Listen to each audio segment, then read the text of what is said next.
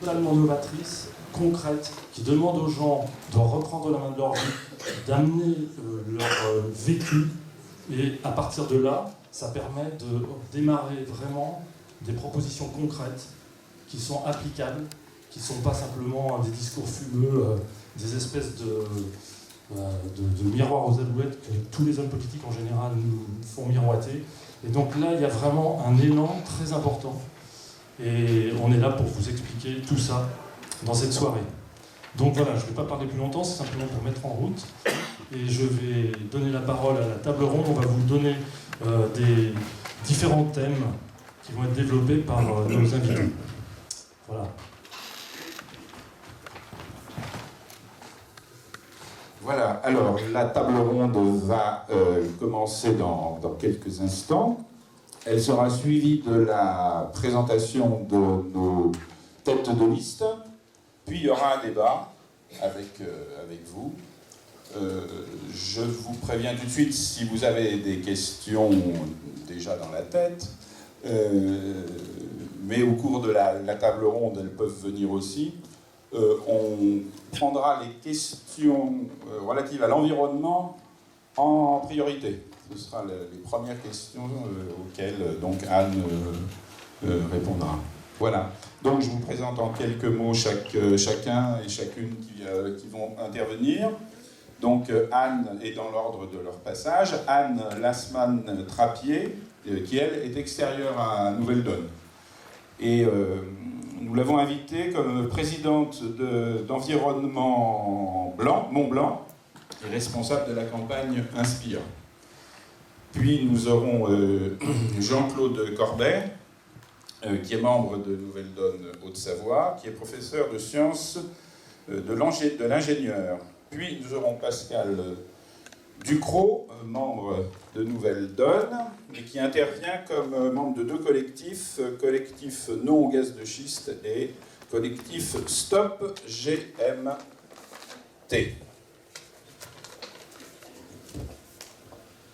Puis nous aurons François Picard, qui est membre de Nouvelle-Donne Haute-Savoie, qui est ancien directeur commercial et chef d'entreprise. Et la table ronde se terminera avec Alain Godard, qui est ingénieur agronome, ancien PDG de Rhône-Poulenc. Il est membre fondateur de Nouvelle-Donne et au Conseil national de Nouvelle-Donne. Vous pouvez le communiquer avec lui par son blog, blogueur, donc sur Alternative économique. Voilà, donc je propose à Anne de commencer. Alors, dans l'idéal, il faut utiliser ce micro. Donc moi, ma place, c'est le modérateur, mais je peux être aussi un accélérateur, ça va dépendre de... On va essayer de tenir compte donc, du temps qui nous est imparti. On va faire en sorte qu'autour de 22h15, 22h30, on est terminé. Voilà. Alors. Donc moi, on m'a demandé de faire une présentation sur la qualité de l'air. Alors on va prendre celui-là, on ne va pas s'embêter. Est-ce que celui-là marche? Voilà. Et d'ailleurs, je préfère être debout. Donc, on m'a demandé de faire une présentation sur la qualité de l'air. Donc, moi, je viens du pays du Mont-Blanc. On a un plan de protection de l'atmosphère parce que l'air est très pollué. Et je vais vous parler d'abord de la vallée de l'Arve et du plan de protection de l'atmosphère, mais on étendra sur Annecy et le reste de la Haute-Savoie. Donc on a lancé la campagne Inspire parce qu'à un moment on s'est dit il faut qu'on implique les citoyens, il faut que nos décideurs voient que les citoyens sont inquiets face à la qualité de l'air et qui mettent en place des mesures qui sont promises dans le PPA mais pas en application. Donc l'air pas si pur de la montagne, malheureusement, c'est une réalité. Ça, c'est une photo qui a été prise le 14 mars de cette année.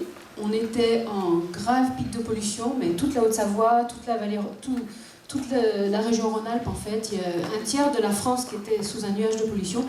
Et ce que vous voyez là, en gris, c'est vraiment qu'une brume de pollution. Il faisait beau temps ce jour-là, et toutes les vallées, vous voyez, sont dans une brume de pollution. Tout le monde respirait cette pollution. Alors nos vallées sont très touchées et on a mis en place un plan de protection de l'atmosphère tellement la pollution était importante. C'est le premier plan de pollution de l'atmosphère en dehors d'une grande agglomération en France. C'est une nouveauté.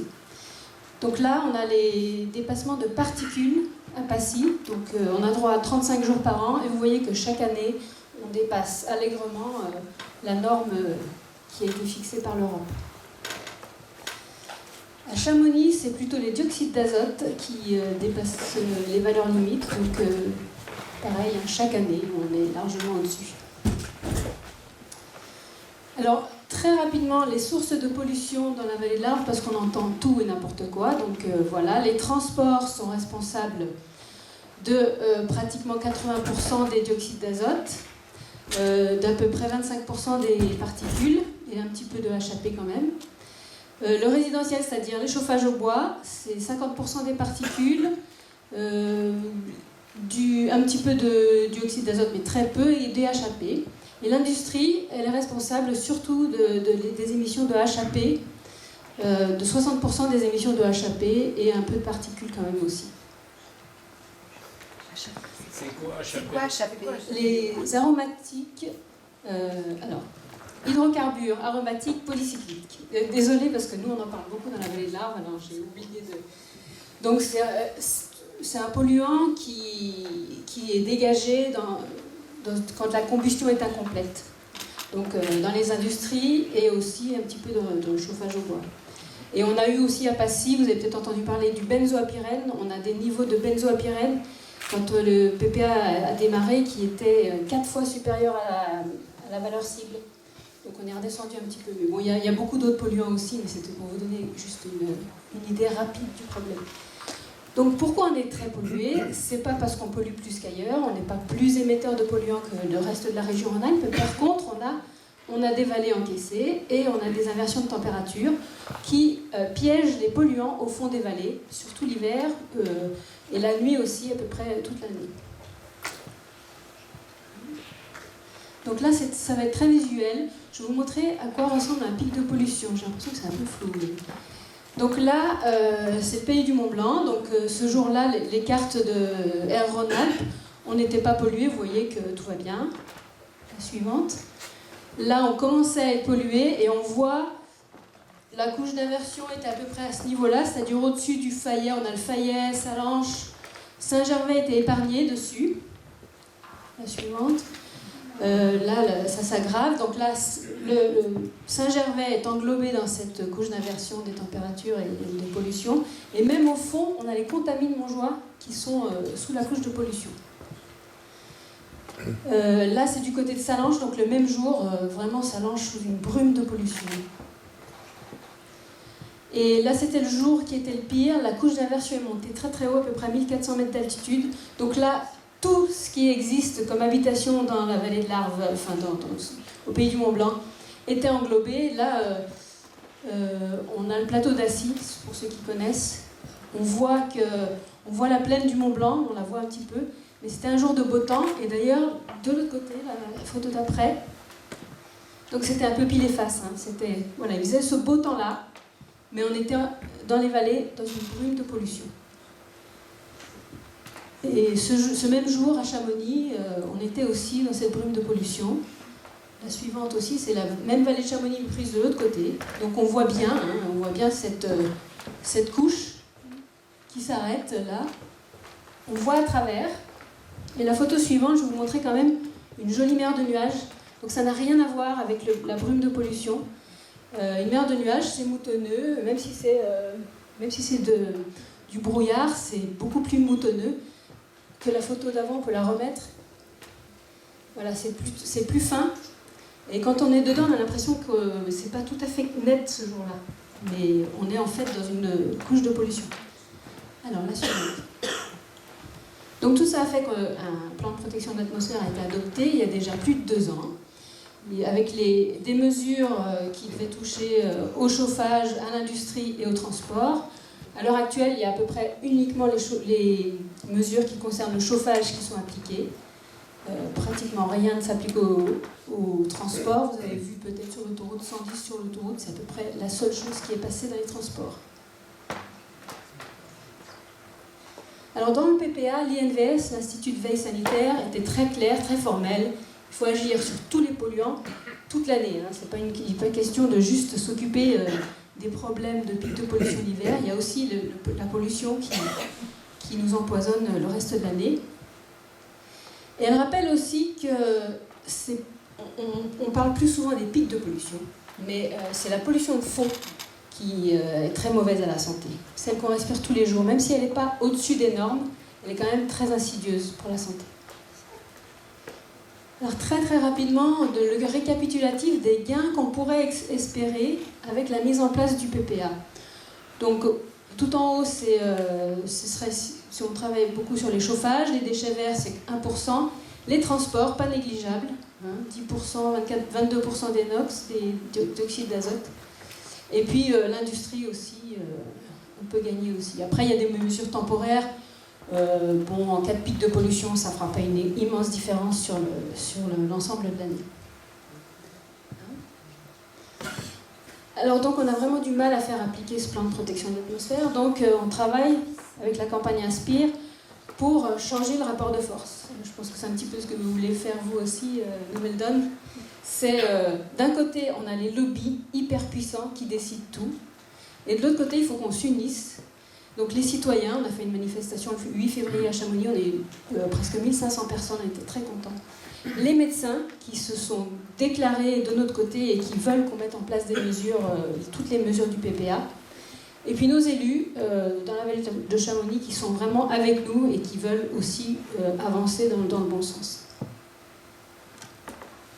Alors on va étendre un petit peu au secteur qui vous concerne un peu plus.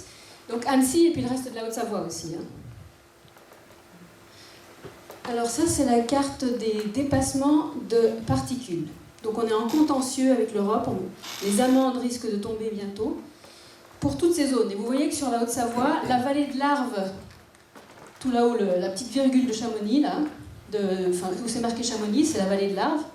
Après vous avez plutôt le croissant, donc là c'est Annemasse, autour de Genève, Annemasse, Annecy et Chambéry. Donc on est aussi concernés, vous êtes aussi concernés par ce problème de dépassement, avec les grandes villes de France les plus touchées. Et puis le dioxyde d'azote qui est un polluant routier, celui-là il suit franchement la ligne entre Paris, la région Rhône-Alpes, les zones très traversées, très dynamiques économiquement. Alors on parle, en France, en tout cas dans notre région, on surveille à peu près 5 polluants. Mais rien que pour la pollution routière, il y a plus de 300 polluants répertoriés, dont 30 qui sont cancérigènes. Donc on en parle très peu de tous ces polluants, et on ne sait pas tout sur tous ces polluants. Mais ce qu'il faut se souvenir, moi je pense qu'il faut se rappeler que quand on fait des relevés de pollution, c'est un indicateur de la pollution générale. Il ne faut pas s'arrêter à un seul polluant et dire on va traiter un seul polluant.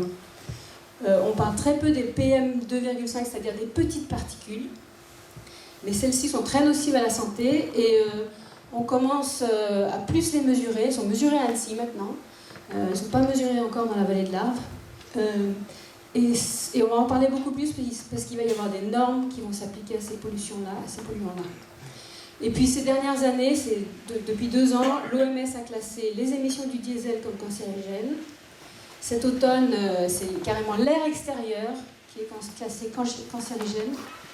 Et au mois de mars, l'OMS a sorti un rapport qui a beaucoup choqué le corps médical en expliquant en donnant que le nombre de décès par an, donc dans le monde c'est 7 millions de décès par an, vous l'avez peut-être entendu. En Europe, c'est entre 45 et 75 décès par 100 000 habitants de la pollution de l'air extérieur. Donc vous appliquez ça à vos régions, à nos régions, parce qu'on doit être dans la moyenne, si ce n'est pas plus, de la moyenne de pollution européenne.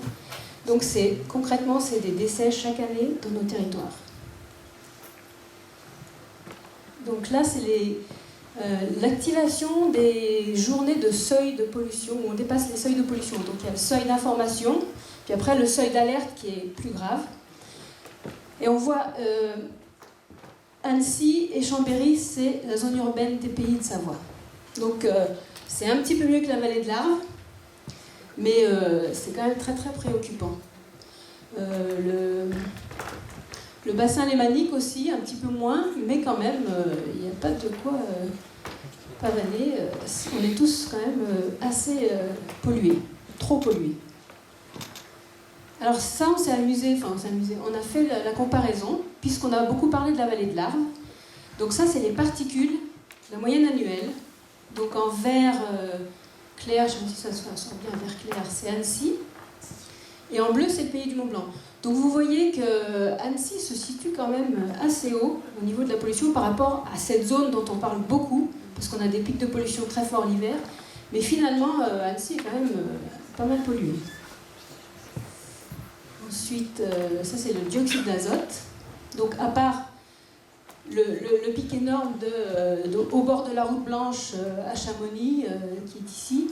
Donc là, on a une vallée extrêmement encaissée, on a 1500 poids lourds par jour, plus toutes les voitures. C'est pas supportable pour cette zone. Mais si on regarde les autres sites, donc Annecy, on est quand même bien élevé. Annemasse, Passy, finalement Passy n'est pas pire qu'Annecy. Annecy, il y a une grosse pollution routière. Hein. Il y a beaucoup d'axes routiers, il n'y a pas assez de transports en commun. Donc les gens prennent beaucoup leur voiture. Et puis là, on a la comparaison avec une zone rurale pour voir où on peut être si les choses vont un peu mieux. Je ne sais pas où vous en êtes de votre exposé, mais on a... Trois... D'accord, très bien. Donc là, c'est le bilan de l'année 2013. Donc là, c'est les particules. On voit la vallée de l'Arve en haut avec le point bien noir, rouge-noir. Annecy, qu'on voit là, j'espère que là-haut. Donc un petit peu en deçà, mais quand même très pollué. Ensuite, la suivante, on voit les dioxydes d'azote. Là, c'est le polluant routier, Annecy, beaucoup plus concerné que le reste de la région, en tout cas des Savoies. Et puis les particules 2,5, qui commencent à être surveillées, et on voit que la zone urbaine de Savoie est pas mal concernée. Voilà. Merci.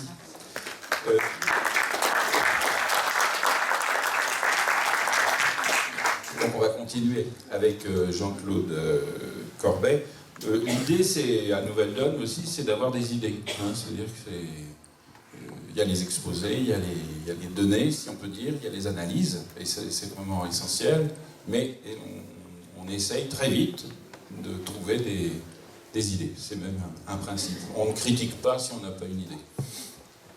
À toi. Oui, bonsoir. Donc moi je vais parler un peu de la cogénération, je vais essayer de faire assez vite. La cogénération c'est quelque chose qui existe déjà. Je vais parler simplement de l'efficacité que pourrait avoir le déploiement plus généralisé de la cogénération. Et à mon avis c'est quelque chose qui rentre bien dans le cadre de la campagne européenne. Plus près du micro, voilà comme ça. Et ça rentre bien dans le cadre de la campagne européenne. Et je pense que c'est proche des idées de Nouvelle Donne. Donc on peut peut-être commencer avec... je me suis appuyé en fait sur une directive européenne qui date de 2004 et qui dit le potentiel de la cogénération en vue d'économiser l'énergie est actuellement sous-utilisé dans la communauté. Donc l'Europe sait que ça pourrait être intéressant. La promotion de la cogénération constitue une priorité étant donné les bénéfices en termes d'économie d'énergie primaire, de prévention de perte de réseau, de réduction des émissions, et en particulier des gaz à effet de serre. Alors j'ai quelques graphiques qui vont montrer un petit peu tout ça. Donc la diapo suivante, c'est avec le déploiement généralisé de la cogénération, on pourrait économiser 250 millions de tonnes d'équivalent pétrole. Au niveau européen, on pourrait le faire aussi au niveau mondial, il y a le même problème. C'est énorme, c'est gigantesque, c'est difficile à représenter. Si on valorise cette énergie à 10 centimes le kilowattheure, c'est un peu moins que le kilowattheure électrique, c'est 250 milliards d'euros par an. Si on déploie la cogénération, on peut économiser 600 millions de tonnes de CO2, c'est-à-dire qu'on réduit le taux de CO2 en Europe de 15% avec le déploiement de la cogénération. On réduit le nombre de centrales nucléaires de 4%. La cogénération, on ne sait pas ce que c'est. Alors, on va voir la diapo suivante, qui explique le fonctionnement de la fabrication de l'électricité par des centrales thermiques. On peut faire de l'électricité avec de l'éolien, du solaire, avec de l'hydraulique, j'en parle pas. Je ne parle que des centrales thermiques. Les centrales thermiques en Europe fabriquent 228 c'est la zone bleue en bas à droite, 228 millions de tonnes d'équivalent pétrole d'électricité. Pour fabriquer ces 228 millions de tonnes d'équivalent pétrole, il faut 658 de chaleur. C'est obligatoire, c'est comme ça qu'on fait. Et pour ça, donc, on s'appuie sur des centrales à pétrole, à biocarburant, à gaz, à charbon ou nucléaire, pour les proportions qui sont indiquées. Le problème, c'est qu'avec 658 millions de tonnes d'équivalent pétrole de chaleur, on fait 228 d'électricité, on récupère 58 pour faire un peu de chauffage, et 372, 56% sont des pertes qui vont dans l'atmosphère, dans les rivières, pour réchauffer l'atmosphère, pour réchauffer les rivières. C'est de la chaleur, tout ça, dont on ne sait pas que faire, parce que c'est de la chaleur en énorme quantité. Donc l'idée de la cogénération, on va la voir sur la diapo suivante, c'est que sur le panneau de gauche, on retrouve la fabrication actuelle de l'électricité, 228, 372 de pertes, c'est le tableau de tout à l'heure. Hein. Si maintenant je prends à droite, je retrouve les 228 d'électricité dont j'ai besoin. Donc j'ai la même production d'électricité qu'actuellement, inchangée. Ce qui se passe, c'est que pour fabriquer de l'électricité, il faut de la chaleur.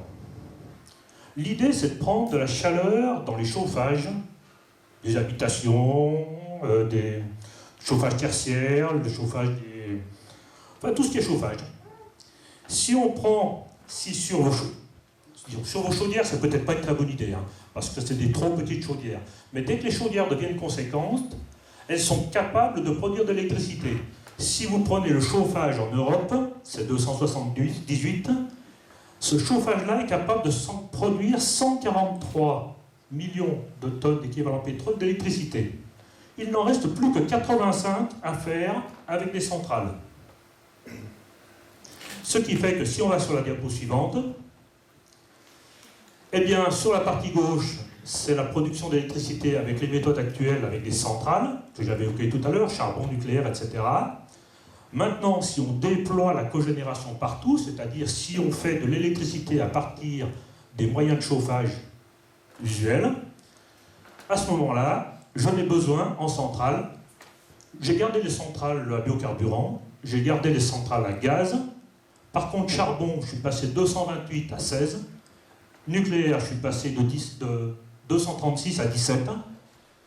Donc, au lieu de 500 centrales actuellement, thermiques, on peut faire la même chaleur, la même électricité, le même confort qu'actuellement, avec moins de 250 centrales thermiques.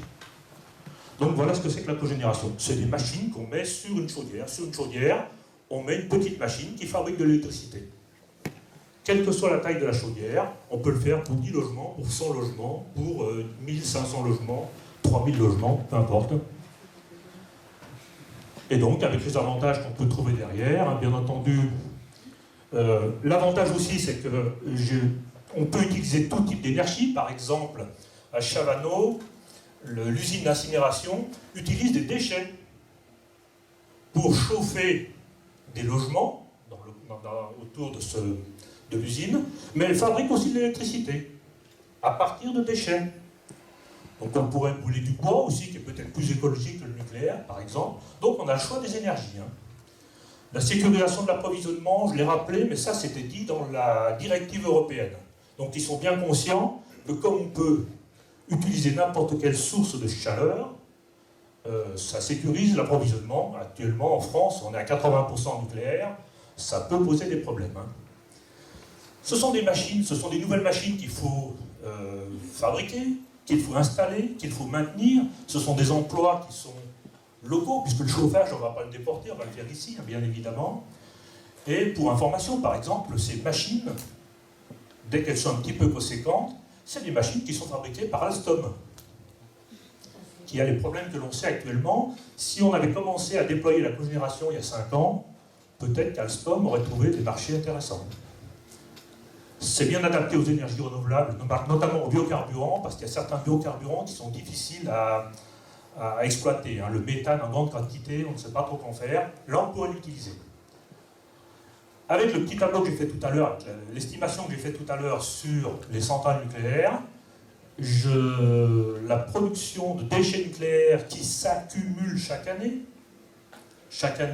en Europe, il y a 100 000 mètres cubes de déchets nucléaires qui s'accumulent. Avec le déploiement généralisé de la cogénération, on serait à 7 000 mètres cubes par an. C'est quand même plus intéressant.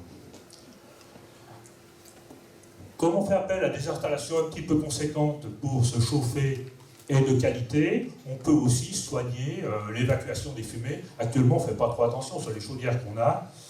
Les fumées sont ce qu'elles sont. Hein. Là, elles pourraient être davantage traitées, peut-être moins polluantes. Et je rappelle tout ça sans rien changer à notre confort. C'est simplement un choix technique. Plutôt que de produire de l'électricité avec des grosses centrales, toutes les sources thermiques qui existent, qui sont intéressantes à exploiter, on les utilise pour faire de l'électricité. C'est tout ça en moins qu'on demande à des centrales. Voilà, je vous remercie.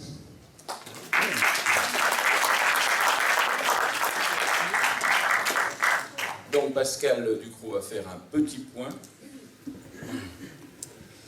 Bien, on vient d'entendre Jean-Claude Corbet qui nous propose des solutions pour améliorer l'efficacité énergétique et puis se passer de certaines énergies, dont des énergies non renouvelables, comme le pétrole, etc.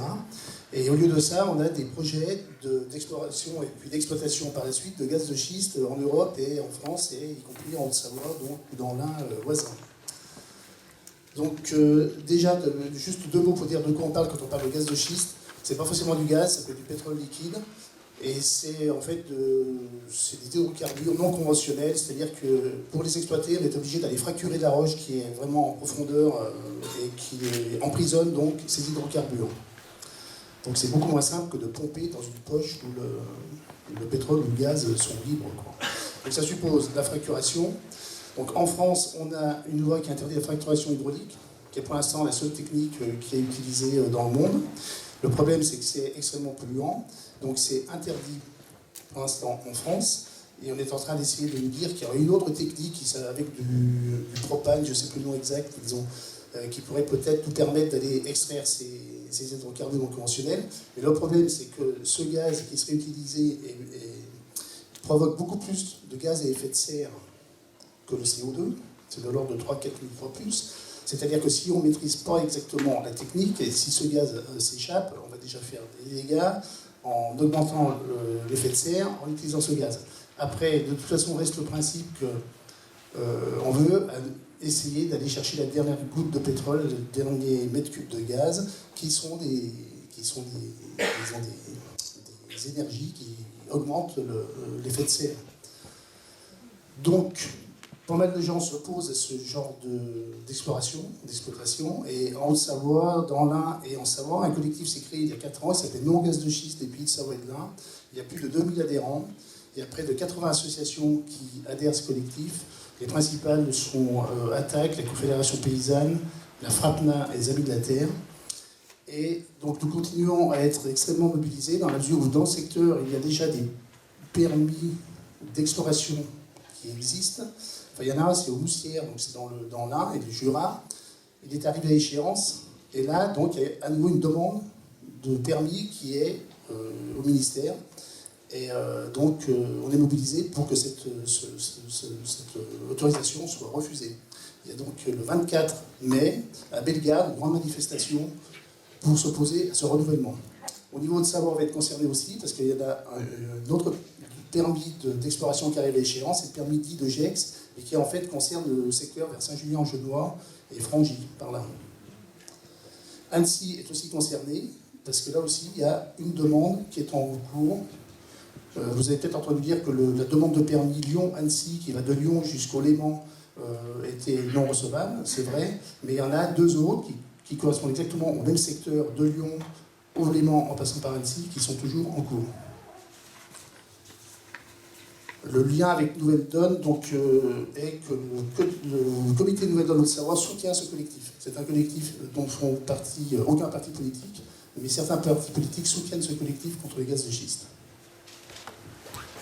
Je voulais dire juste 2 mots sur le collectif Stop GMT. Alors le GMT, en fait, actuellement, il y a des négociations entre l'Europe et les États-Unis. Il y en a aussi entre l'Europe et le Canada. Entre l'Europe et les États-Unis, donc c'est la Commission européenne qui a reçu le mandat des États pour négocier un nouveau traité commercial et de partenariat sur le commerce et l'investissement. Son vrai nom, c'est ça, partenariat transatlantique sur le commerce et l'investissement. Vous entendez peut-être parler sous le nom de TAFTA, parce qu'il y a une abréviation anglaise, mais bon, le plus simple, c'est de dire GMT, Grand Marché Transatlantique.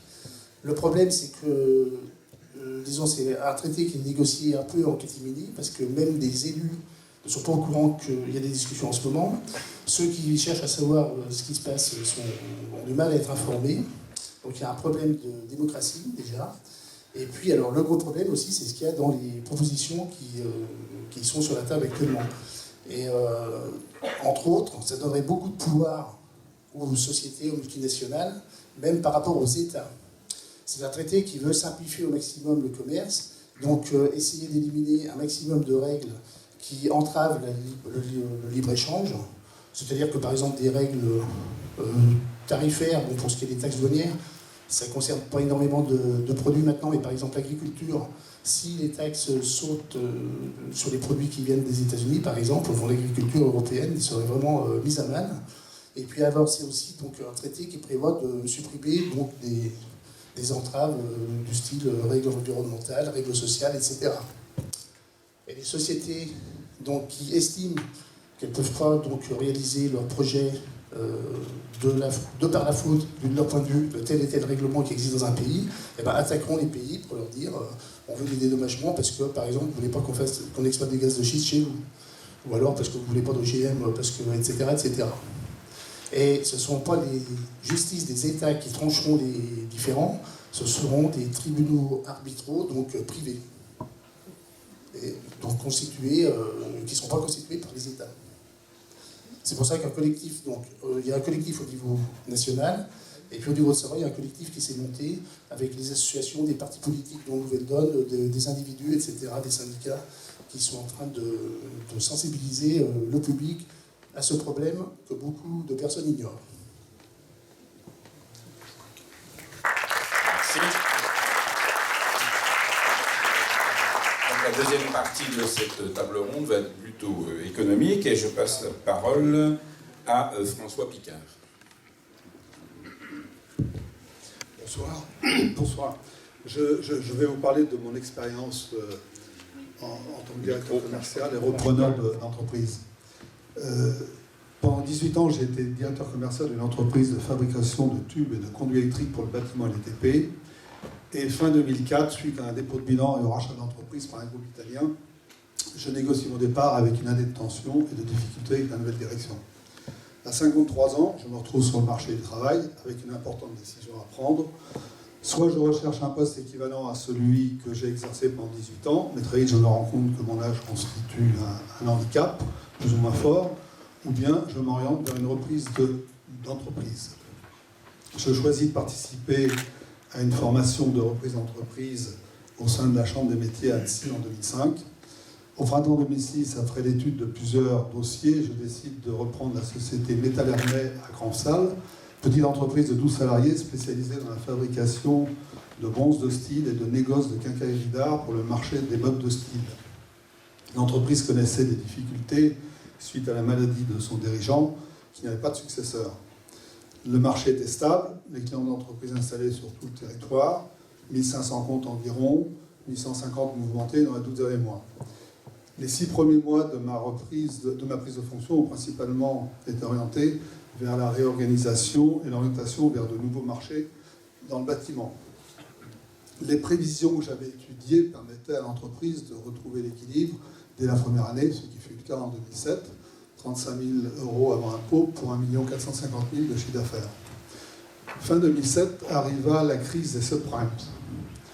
Mes clients, pour la plupart, travaillaient pour les grands décorateurs et designers de l'Europe et aussi des États-Unis.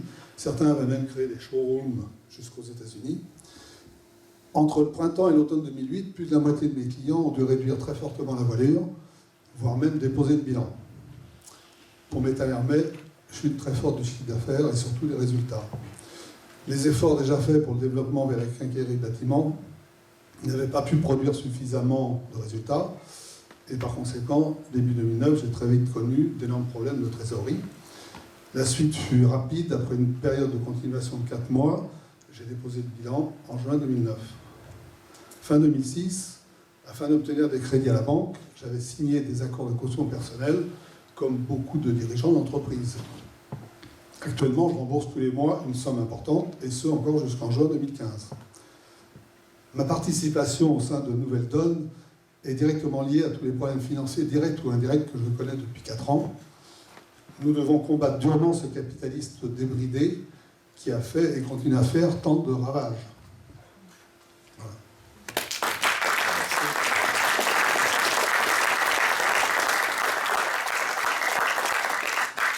Bien, on ne va pas conclure évidemment, mais donc Alain Godard va prendre la parole. Bien, mais moi je vais aussi vous parler de l'entreprise. Donc c'est en continuité de ce que vient de dire François.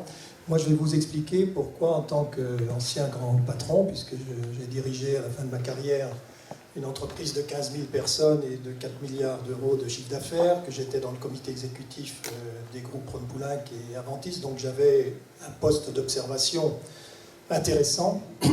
Et pourquoi j'ai rejoint Nouvelle Donne, le collectif Roosevelt d'abord et Nouvelle Donne. Premièrement, parce que je suis, et ce qui vient d'être expliqué en est la démonstration, extrêmement préoccupé par la financiarisation excessive de nos sociétés. Et deuxièmement, parce que j'ai la conviction qu'autour de ça également, que dans un monde qui est maintenant, on l'a revu tout à l'heure dans les présentations, avec une croissance extrêmement réduite, le partage du travail est quelque chose d'incontournable, donc je vais en reparler. Et puis la troisième raison pour laquelle j'ai rejoint Nouvelle Donne et surtout pour laquelle je suis là ce soir, parce que je suis venu de Lyon, mais j'ai un programme d'une dizaine d'interventions dans différents meetings de Nouvelle Donne dans toute la France, c'est que j'ai envie qu'on parle de l'entreprise. C'est rare qu'on soit deux à parler de l'entreprise, mais c'est très important d'expliquer que rien ne se fera en Europe si nous ne mettons pas un certain type d'entreprise avec nous.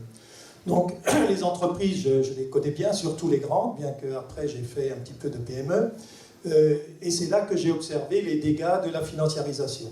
Il faut savoir que la majorité des fusions, des restructurations, tout ce qui s'est passé dans les années 90, 2000 et qui continue, cette case de l'outil industriel, elle s'est faite essentiellement sous l'influence des banques d'affaires qui imposaient aux grands dirigeants des rentabilités quasiment impossibles à atteindre de 15% sur les capitaux investis. Et ce qu'on voit aujourd'hui chez Alstom, c'est également très lié à ça. Allez sur mon blog, puisque j'ai fait mon dernier billet sur Alstom, en essayant d'identifier pourquoi le cours de bourse d'Alstom était tombé depuis 3-4 mois, sans aucune raison, pour aboutir à la situation où on est aujourd'hui. Pendant toute cette période, et pour que ceci se passe, bon, ben vous le savez, les grands patrons ont reçu des salaires indécents pour qu'ils suivent le mouvement, qu'ils ferment leur gueule, disons, et qu'ils fassent le sale boulot.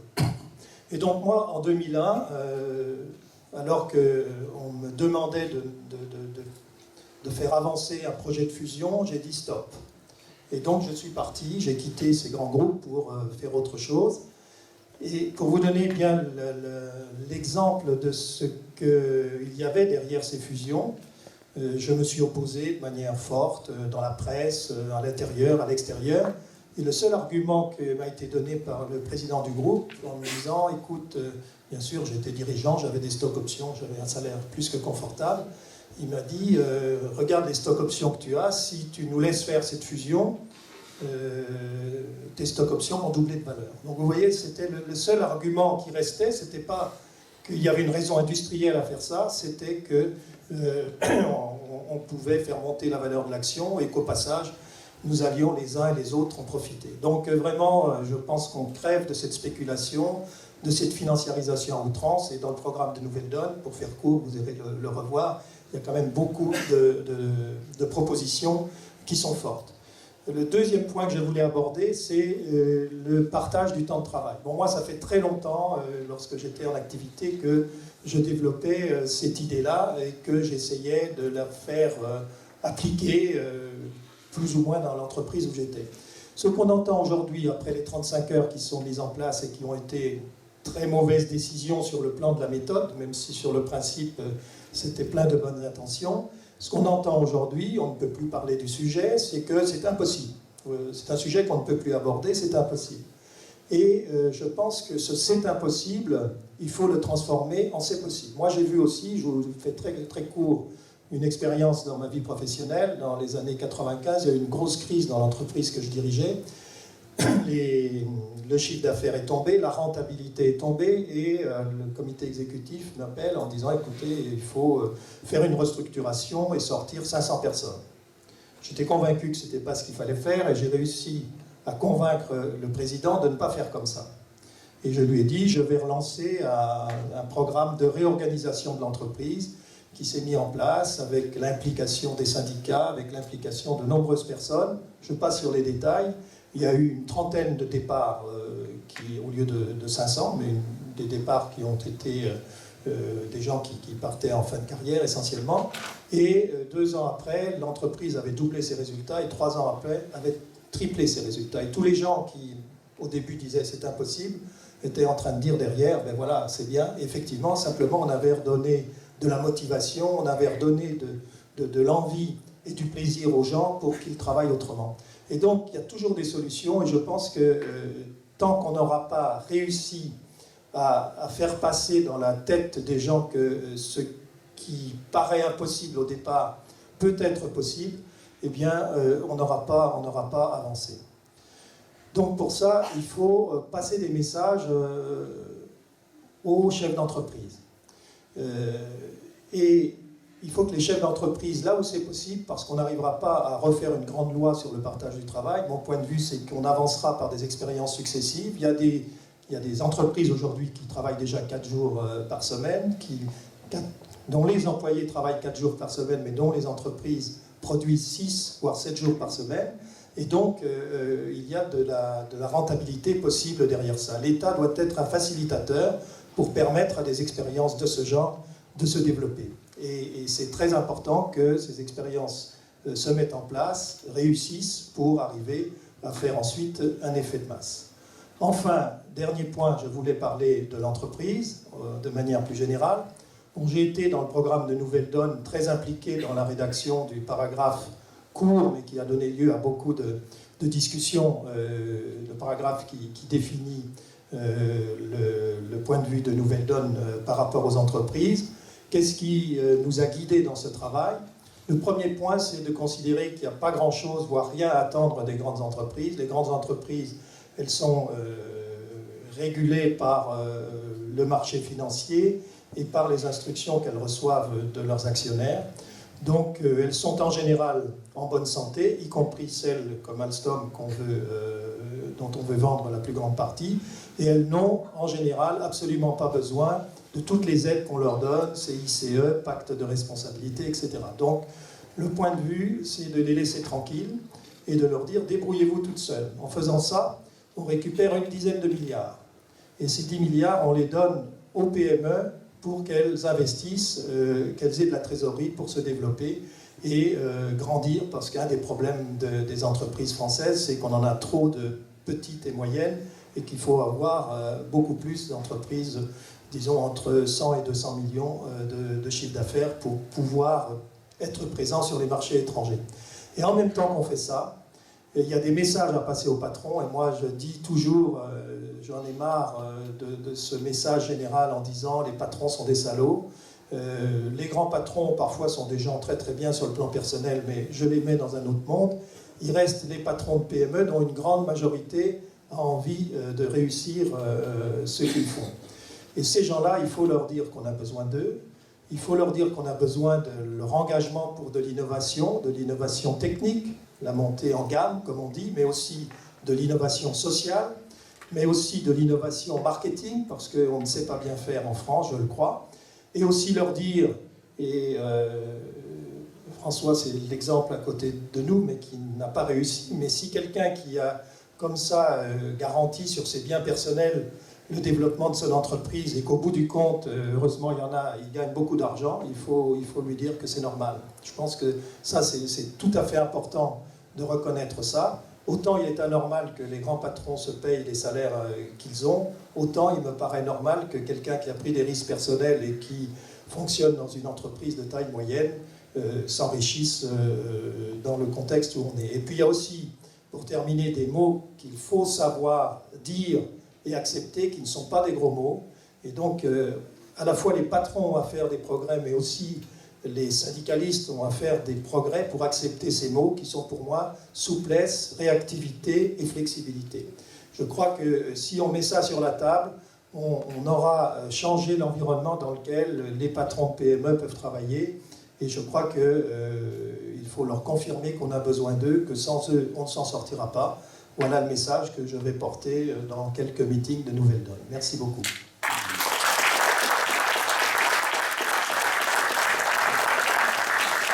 Bien, merci. On va passer à la deuxième phase de cette soirée avec la présentation de nos têtes de liste. Le Nouvelle Donne, en quelques mois, a réussi à la fois à rassembler, on est à peu près 7000, je crois, adhérents maintenant, commencer à intervenir sur les télévisions, dans la presse. C'est pas facile de faire une place, hein, autant dire que c'est pas une question voilà, qui est mère de famille, 3 grandes filles, 53 ans. Voilà, je te passe la parole.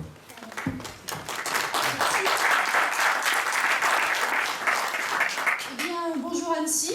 Je suis bien heureuse de commencer les grands meetings de cette campagne européenne ici avec vous. Annecy, jusqu'à présent, pour moi, c'était avant tout synonyme de festival du film de l'animation. Voilà, maintenant, ce sera le premier meeting des Européennes pour Nouvelle Donne.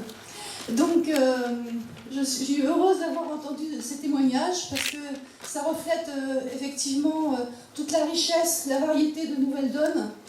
Vous avez pu entendre donc, les choses sur la pollution de l'air, aussi les gaz de schiste, etc.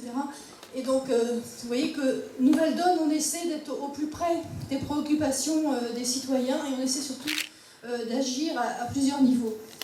Donc là, pour la campagne des Européennes, je vais vous parler un peu justement des propositions phares de Nouvelle Donne au niveau de l'Europe. Donc, on a quand même un défi devant nous parce que les Européennes, peu de gens viennent voter aux Européennes. À nouveau, on nous donne des chiffres d'abstention énormes. Et donc nous, pourtant à Nouvelle Donne, on a choisi d'être présents alors qu'on est un parti, un mouvement de citoyens jeunes de 5 mois. On est là devant vous et on se dit on y va sur l'Europe. On y va parce que justement, il n'y a plus le temps. On estime qu'il n'y a plus le temps d'attendre, il y a trop de choses à changer. Et donc on y va avec notre diagnostic, on y va avec les solutions qu'on propose. Et on y va avec beaucoup d'envie, beaucoup de dynamisme, d'innovation, d'audace. Je pense que tout ça, c'est ce qui caractérise Nouvelle Donne. Donc, c'est difficile de parler d'Europe maintenant. Pourquoi ? Parce qu'il y a eu la crise de 2008. Maintenant, l'Europe, souvent, c'est avant tout synonyme d'austérité. C'est synonyme de ce que l'Europe, du moins, tout le côté négatif. Avant, on se disait l'Europe, voilà, c'est une solution. Et maintenant, malheureusement, on a plutôt tendance à dire que c'est la cause de tous nos soucis. Alors, comment faire pour redonner envie d'Europe ? Comment se situe Nouvelle Donne ? Eh bien, typiquement, Nouvelle Donne, on pense que l'Europe, on a besoin de l'Europe, et on a besoin de plus d'Europe. On a besoin de plus d'Europe, mais d'Europe différemment. Et donc, on propose quelque chose qui est vraiment nouveau dans cette campagne, c'est de dire, voilà, à 28, c'est difficile, et nous, ce qu'on propose, c'est de repartir, de refonder l'Europe. De repartir avec un petit groupe, 9 pays, pourquoi pas, c'est le minimum, ça peut se faire dans le cadre des coopérations renforcées, et ce qu'on va proposer, on va proposer de repartir sur d'autres bases, parce que, on l'a présenté là à l'instant, la financiarisation, tout ça, on ne peut plus continuer comme ça. Il faut remettre l'humain à sa place, il faut remettre le citoyen dans l'Europe. Et donc, comment faire avec ce petit groupe de pays ? Vous allez me dire, mais comment choisir 9 pays ? Eh bien, c'est pas difficile. Je pense qu'il y a une possibilité, puisqu'effectivement, déjà, il y a 11 pays de l'Union européenne qui ont choisi de voter, de faire la taxe sur les transactions financières. Parmi ces 11 pays, eh bien voilà, ça pourrait déjà être une base de ce nouveau départ pour l'Europe. Hein, parmi ces 11 pays, donc bien sûr, il y a la France, il y a l'Allemagne, et puis il y a la plupart des pays du Sud, comme le Portugal, l'Espagne, l'Italie, la Grèce. Il y a aussi l'Autriche, la Slovénie et l'Estonie, je crois. Voilà. Donc vous voyez, on peut vraiment déjà s'appuyer sur ces pays-là. Parce que nous, qu'est-ce qu'on dit à Nouvelle Donne? C'est que pour refonder quelque chose, effectivement, il faut repartir sur des bases plus saines. Donc déjà, on part de ça, la taxe sur les transactions financières, on passe vers un projet, enfin, de convergence sociale par le haut, parce qu'on ne peut plus continuer comme ça, avec des écarts, par exemple, de salaire, avec le dumping, non seulement fiscal, mais aussi salarial, les différences qu'il y a. Par exemple, au niveau salaire, si on prend l'écart qu'il peut y avoir, par exemple, entre la France et la Roumanie, c'est un rapport de 1 à 6. Il y a tout un tas comme ça de choses. On ne peut pas aller, pour aller vers l'harmonisation, c'est difficile. Donc on propose d'aller donc vers l'harmonisation aussi fiscale, puisqu'il faut absolument éviter le dumping. Alors il y avait des petits tableaux qui avaient été prévus, mais bon, on les fera. Ils paraîtront à un autre moment, parce qu'ils sont dans le PowerPoint de Jean-Baptiste, mais bon, vous verrez un peu les choses s'articuler au niveau de l'Europe politique et l'Europe démocratique. Qu'est-ce qu'on dit aussi au niveau de l'Europe, c'est que plus jamais de traité sans référendum. La démocratie, c'est important, il faut retrouver cette place. Qu'est-ce qui fait aussi que les gens se détournent de l'Europe? C'est que beaucoup se souviennent en 2005 d'avoir dit non, et puis après qu'on est passé par-dessus leur vote. Donc on ne peut pas sans arrêt repasser comme ça sur des choses qu'ont dit les citoyens. C'est aussi pour ça aussi après qu'ils se détournent des urnes. Donc il faut avoir une cohérence dans le discours. Il faut s'émanciper aussi de toute la doctrine néolibérale qui accourt dans cette Europe et qui sans arrêt oppose les citoyens, oppose les pays. On est dans un système sans arrêt de concurrence débridée, hein, c'est ce qu'on dit, la concurrence libre et non faussée. Et nous, on voudrait qu'on aille au contraire vers une Europe de plus de solidarité, de plus de coopération. C'est ça qu'on veut viser. Donc je ne vais pas parler trop longtemps, parce que je veux, après, effectivement, il y a cet échange important avec la salle de questions-réponses où on pourra revenir sur beaucoup de choses.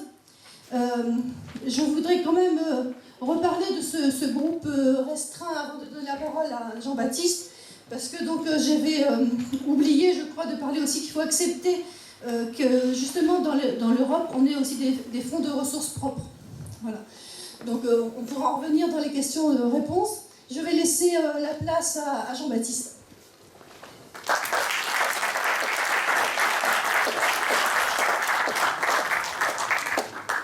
Donc Jean-Baptiste qui est tête de liste, bonsoir, à 35 ans, promotion de chercheur en biologie, mais il m'a précisé qu'il était précaire. Oui, donc, moi en fait je suis un simple militant, vous avez entendu ce soir. Le processus démocratique à Nouvelle Donne a été extrêmement important. C'est-à-dire que la constitution des listes, c'était pas dans l'appareil, c'était les militants qui étaient appelés, qui ont fait une commission électorale. La commission électorale était constituée d'adhérents tirés au sort, parmi ceux qui voulaient. Et c'est ces adhérents tirés au sort qui ont auditionné ceux qui souhaitaient participer à la liste. Donc c'était un grand moment de démocratie où on était, nous, des militants, jugés par d'autres militants pour construire une liste militante de citoyens. Ensuite, ceux qui étaient les 5 premiers qui ont été sélectionnés par les militants, les 6 premiers, merci Francine, j'ai une souffleuse, et tous les autres de la liste ont été tirés parmi tous les adhérents qui souhaitaient candidater et qui ne voulaient pas forcément se mettre en avant. Donc on avait vraiment un renouveau des pratiques et qu'on espère instaurer pour les autres élections qui seront plus locales, où on espère mettre en avant des principes sociocratiques que peut-être vous connaissez, d'élections sans candidat, d'un groupe qui choisit ses représentants parmi les siens, d'accord, qui met en avant des gens qu'elle veut voir émerger. Donc une vraie modification du jeu politique. Parce qu'à Nouvelle Donne, on est autant attaché à ce que nous proposons qu'à la façon dont nous nous proposons. Donc, je voudrais d'abord revenir pourquoi Nouvelle Donne. En fait, Nouvelle Donne, c'est le constat qu'il n'y a pas assez de citoyenneté dans la vie politique à l'heure actuelle et que face à l'aveuglement des politiques depuis 30 ans, il faut que les citoyens reprennent la main et proposent quelque chose d'autre. Nouvelle donne, c'est principalement Ah non, alors reviens en arrière. C'est un mouvement qui dit que la croissance ne reviendra pas. Ça fait 40 ans qu'elle s'écroule, c'est une tendance. Il y a des petits pics par hasard, en général des bulles spéculatives. Mais la croissance ne reviendra pas. Mais c'est pas grave, il y a quand même des solutions. Et en particulier au niveau de l'Europe, c'est ce que vous a précisé Véronique. Au niveau de l'Europe, il y a encore des choses à faire, même sans croissance, on peut reprendre la main. Et je voulais vous lire une petite phrase avant de passer à la diapo, c'était ma transition. Vous allez voir. Un des problèmes fondamentaux du monde moderne, c'est le problème du chômage. Aucune stabilité n'est possible dans un monde où la main-d'œuvre se sent instable et constamment menacée. C'est une phrase de Pierre Mendès France dans son livre d'économie qui datait de 1954. Et je pense que, comme plein de choses dans la construction européenne, il y avait du juste là-dedans. Donc notre constat, c'est que à l'heure actuelle, le chômage de masse est l'un des plus gros problèmes de la société à l'heure actuelle. Vous voyez que depuis le début de la crise, en 2008, il y a eu plus de 1 200 000 chômeurs. 1 200 000 chômeurs, c'est énorme. Mais ça ne correspond pas à la réalité sociale du chômage. Parce que si vous voyez, chaque mois, donc là c'est juste les chiffres de novembre, entre ceux qui rentrent à Pôle emploi et ceux qui en sortent, le solde est positif. Et vous avez quand même une majorité, ou un nombre énorme, 490 000 personnes, qui sortent de Pôle emploi. Et parmi ces 490 000 qui ne sont plus comptés comme chômeurs, seulement 43% ont retrouvé un travail. Ce qui veut dire que plus de la majorité sortent du statut de chômeur sans rien. D'accord ? Donc, comment répondre à ces questions ? Comment supprimer le chômage de masse ? Donc là, la diapo, c'est la croissance, vous voyez, depuis 50 ans, elle s'écroule. Et c'est pas, comme l'a dit Alain, c'est pas une idée nouvelle de dire qu'il faut réduire le temps de travail pour pouvoir partager le travail. Partager le travail pour pouvoir travailler tous. Des économistes comme donc M. Boissonnat, qui était directeur d'une commission, qui était l'un des fondateurs de Danone, disait déjà en 1995 qu'il fallait réduire et passer à 32 heures. Mais Keynes, donc le grand économiste du début du siècle dernier, disait qu'avec les gains de productivité, bientôt on travaillerait plus que 30 heures ou 6 heures en l'an 2000, c'était ça. C'était ses propositions. Donc on voit qu'à l'heure actuelle, on en est bien loin parce que les chiffres de l'INSEE disent qu'à l'heure actuelle, le temps de travail moyen en France, hebdomadaire, c'est 39h,6, soit exactement le temps de travail qui était au début des années 80. Donc il y a encore beaucoup de choses à faire. Ensuite, il est important de voir que le chômage, c'est pas seulement dû à la mondialisation et à la délocalisation du travail, c'est aussi dû en grande partie au gain de productivité. Là, dans l'industrie, on voit que les chiffres nous donnent qu'une fraction de 10 à 15% des destructions d'emplois dans l'industrie ne sont pas dues à la délocalisation, mais dues au gain de productivité. Qu'est-ce que c'est que la productivité ? En fait, c'est une courbe qui, là, débute en 1820, mais en fait qui va depuis le début de l'humanité. C'est la capacité, avec autant de travail, ou même moins, de produire plus. Et on voit que la productivité ne fait que croître. Il aura fallu à peu près 150 ans pour qu'elle double, entre 1820 et 1950. D'accord ? Et on voit que depuis 1970, elle a quintuplé. Et c'est ce problème de gestion des gains de productivité qui est, à notre sens, au fondement de la crise. Parce que autant entre 1820 et 1980, avec quelques exceptions, les gains des salaires a suivi quasiment parfaitement les gains de productivité. Donc ça veut dire que les salaires augmentaient autant que la productivité. On voit qu'il y a eu un gros décrochage à partir du tournant néolibéral des années 80. Pourquoi ? C'est pas seulement anecdotique. C'est qu'en fait, dans ce décrochage, ça correspond à de la valeur. D'accord ? Et le problème des gains, de la dispersion des gains de productivité, c'est qu'ils sont partis ailleurs. L'argent s'est pas volatilisé. Et ça a été un gros transfert des moyens vers le financiarisme. D'accord ? La partie des départ, vers les marchés financiers. Les gains de productivité aussi ont créé de l'expulsion d'emploi, d'accord ? Donc du chômage de masse. Le chômage de masse, ça a été une perte aussi des salaires, donc aussi un décrochage de nouveau des salaires par rapport à la productivité. Vous voyez? C'est une sorte de cercle vicieux. Et c'est ce problème, à l'heure actuelle, qui entraîne toutes les situations que nous connaissons à l'heure actuelle, c'est-à-dire que le décrochage des salaires a été compensé pendant une première période par la dette privée. Donc les gens continuaient à consommer en faisant des dettes, en empruntant.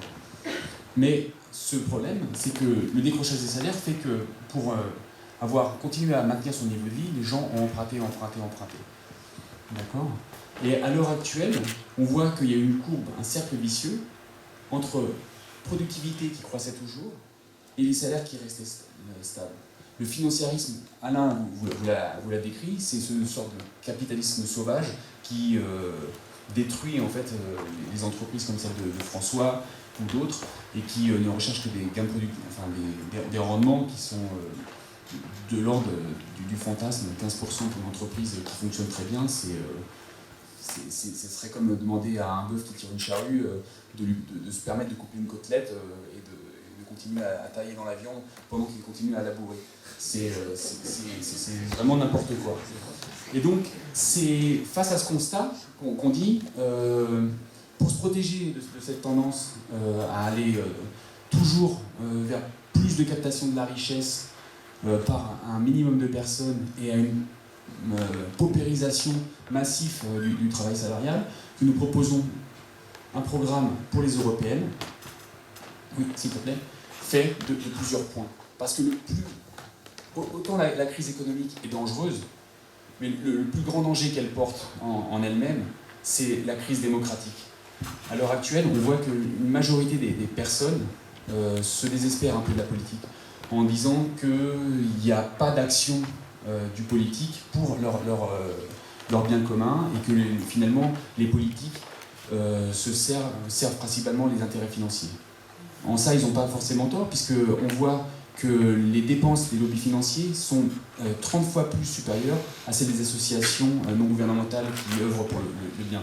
Donc il y a une grande partie de cet argent du financiarisme qui part finalement pour l'infléchissement des politiques publiques en leur faveur, c'est-à-dire la réduction d'impôts sur les grandes entreprises, la réduction d'impôts pour les plus hauts salaires, pour les personnes qui ont le plus. Et le vrai risque de cette crise économique, c'est que nous retrouvions une situation qui était celle des années 30, où la crise économique, qui finalement avait à peu près les mêmes symptômes et les mêmes sources, les mêmes origines, nous mène dans une crise démocratique qui serait très très grave. Donc, notre programme pour les européennes, pour reprendre la main, s'axe autour de 3 idées fortes. Ce que nous voulons, c'est une Europe politique et sociale et démocratique. En fait, une construction européenne qui reprenne la construction sociale de l'Europe, là où elle s'est arrêtée dans les années 80, après la révolution néolibérale, de moins de services publics, de moins de solidarité. La deuxième partie, c'est reprendre la main sur la finance pour sortir de l'austérité. Parce que l'austérité, c'est un choix politique. C'est pas une loi naturelle qui serait inéluctable. Non, l'austérité, c'est un choix politique. Vous pouvez voir, par exemple, sur cette courbe, la part des salaires dont je vous parlais, donc le décrochage entre les salaires dans les années 80 et les années 2000. Et tout cette somme d'argent, qui représente 150% du PIB, ne s'est pas volatilisée. Elle est partie dans les marchés financiers. D'accord ? La troisième partie, c'est préserver l'environnement, le climat et protéger l'agriculture. Pourquoi ? Parce qu'on voit une accélération inquiétante du dérèglement climatique. Et le dernier rapport, pour ceux qui l'ont lu, du GIEC, est assez inquiétant là-dessus, il sera peut-être trop tard, et les perspectives environnementales qu'on planifiait il y a encore quelques années pour 2100, on pourrait très bien arriver en 2030. Donc il faut reprendre main sur l'environnement, parce que l'environnement c'est notre bien le plus précieux, et aussi protéger l'agriculture. L'agriculture et une politique agricole qui permet de nourrir les citoyens, c'est pas un jeu avec lequel les banquiers ou les spéculateurs peuvent jouer. Et on ne peut pas non plus mener l'agriculture comme n'importe quel autre marché, le libéraliser et laisser des gens mourir de faim. Tu veux intervenir, Véronique ? Non ? Très bien, alors je vais vous faire un petit descriptif des 3 mesures, mais ce qui compte pour nous, surtout à Nouvelle Donne, en fait, c'est l'échange. Parce qu'il n'y a pas, je ne suis pas là pour vous donner un cours magistral, on est là pour échanger, ensemble on puisse discuter. Donc dans la première partie, l'Europe politique sociale démocratique, vous l'avez entendu, c'est pas de nouveau traité sans référendum. La démocratie, c'est pas imposer les choses aux citoyens dans un petit conseil en cercle clos. La deuxième chose, c'est le Stop TAFTA. Donc TAFTA, c'est l'acronyme anglo-saxon du Grand Marché transatlantique.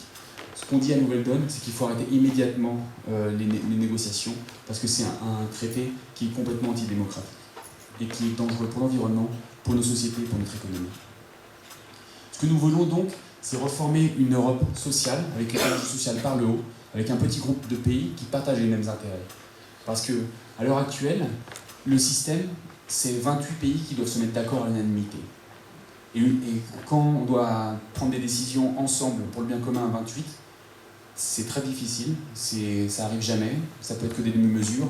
Et quand il n'y a pas de décision ou de leadership politique fort, ce sont les technocrates et les lobbies qui font la loi. Donc ce qu'on veut, c'est une coopération renforcée entre différents pays pour remettre du progrès social dans la construction européenne. Et ainsi mettre fin au dumping fiscal et social intra-européen en imposant des mesures de salaire minimum, de protection face aux produits qui ne respectent pas l'environnement ou l'économie et les mesures sociales, et aussi avoir des salaires anti-dumping. C'est-à-dire qu'une entreprise ne peut pas délocaliser en Roumanie et exploiter la main-d'œuvre roumaine à un moindre coût. Et enfin, c'est doter l'Europe de nouvelles ressources fiscales propres. C'est-à-dire que l'Europe puisse être financée sans que les États aient forcément à lui donner des dotations. Comment faire ? Notre réponse, c'est un impôt sur les bénéfices des sociétés, européens non réinvestis, une taxe sur les transactions financières, parce qu'il y a des milliards qui s'échangent par jour, et une petite fraction, qui s'appelait avant la taxe Tobin, permettrait de financer fonctionnellement l'Europe. La deuxième partie du projet, c'est reprendre la main sur la finance et sortir de l'austérité. La première chose, c'est arrêter l'asphyxie des États. On voit qu'en Italie ou en Grèce, s'il n'y avait pas le remboursement des vieilles dettes, les budgets seraient excédentaires. Donc ce qu'on dit, c'est que, ok, il y a peut-être eu des erreurs qui ont été faites avant, mais à l'heure actuelle, il faut arrêter d'étrangler et d'asphyxier les pays. Donc ce que nous proposons, c'est un refinancement de la vieille dette à 1% pour redonner de l'oxygène aux États. Ensuite, séparer vraiment les banques. Parce qu'à l'heure actuelle, la majorité de la création de richesse ou de la création monétaire part complètement dans la finance. Nous, ce qu'on dit, c'est que les banques ne peuvent pas financer avec les dépôts des épargnants, jouer au casino et venir réclamer un remboursement quand ils perdent. Donc la séparation des banques, c'est ok, le casino continue, mais vous amenez vos propres fonds. Vous ne prenez pas les dépôts des citoyens pour miser. Ce qui permettrait aux autres banques de faire effectivement leur travail de banque, c'est-à-dire le financement de l'économie réelle, comme les PME, les entreprises. Donc la taxe sur les transactions financières, j'en ai parlé. Récupérer l'argent de la fraude fiscale. En France, à l'heure actuelle, on parle beaucoup d'un pacte d'économie et d'un pacte de responsabilité à 50 milliards. Et il faut savoir qu'un rapport du Sénat par Carès, de l'UMP, donc pas forcément un gauchiste, estimait que la France perdait chaque année entre 50 et 70 milliards dus à la fraude fiscale. En Europe, le Parlement estime cette valeur à 1000 milliards d'euros par an qui échappent à la société due à la fraude fiscale. Donc ce qu'on veut, c'est lutter contre la fraude fiscale en interdisant aux entreprises qui ont des filiales dans les paradis fiscaux, qu'elles soient bancaires ou des grandes entreprises, d'exercer sur les marchés publics si elles ont des filiales dans les paradis fiscaux. Ce qu'on veut aussi, c'est favoriser l'investissement et lutter contre la spéculation. Favoriser l'investissement et lutter contre la spéculation, c'est taxer plus fortement les transferts entre les actions détenues pour un temps court et minimiser la taxation des actions qui sont gardées longtemps. Donc remettre un peu du temps long dans l'économie. Aussi, c'est donner 150 € de valeur de pouvoir d'achat de façon inconditionnelle à toutes les personnes qui ont plus de 18 ans en France. Cette mesure, c'est utiliser les monnaies complémentaires. Je ne sais pas si certains d'entre vous sont favorisés, connaissent un peu les monnaies complémentaires, mais les monnaies complémentaires ont déjà cours en France. Par exemple, au Pays Basque, à Toulouse, dans le Gard. Les monnaies complémentaires, c'est des monnaies qui ont cours sur une zone géographique donnée. D'accord ? Et donc, nous, ce qu'on propose, c'est de donner 150 € de valeur à tout le monde à partir de 18 ans pour l'achat de biens et de services en monnaie complémentaire. d'accord, pour refinancer directement l'économie réelle. Ça ne peut pas être utilisé pour la thésaurisation, pour la finance ou pour l'achat immobilier. C'est seulement pour remettre un peu d'oxygène dans l'économie réelle. Parce qu'à l'heure actuelle, l'économie réelle est en quasi-déflation. La déflation, ça veut dire la perte de richesse, la perte des salaires, le chômage, perte de richesse, perte des salaires, perte de chômage, etc. Donc, ces 150 €, ça serait court-circuiter les banques privées pour injecter par an 86 milliards de valeur directement dans l'économie réelle, et ainsi réoxygéner l'économie du pays. Et enfin, créer une autorisation de mise sur le marché pour les produits financiers.